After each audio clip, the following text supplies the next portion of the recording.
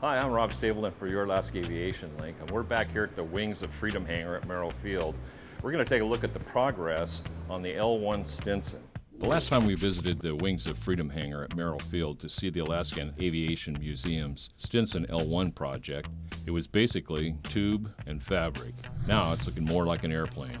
Right now, we've got it covered. You can see it's in paint. This is the finished paint with the red tail and the silver, which is the 10th Air Rescue colors.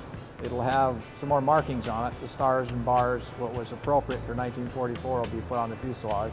It's starting to look like an airplane now. The fuselage is coming back together. We've hung the engine back on it, and now comes the task of hooking up all the different controls, put the wiring back in the whole airplane. The front end is our next project that we're just looking at. This isn't as bad as some. There wasn't a lot of wiring back in 1944 to worry about, so it's coming along. That's our next challenge.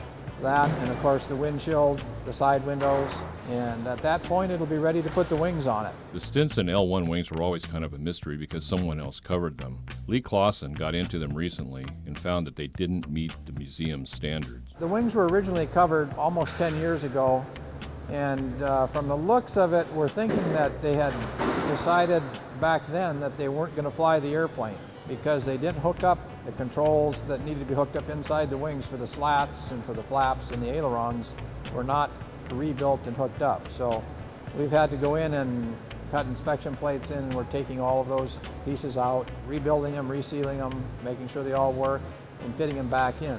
The basic structure of the wing is very solid. It doesn't have a lot of hours on it. It's a strong wing. I haven't seen any corrosion at all. And when the wings and the tail go on it, then we'll have an airplane.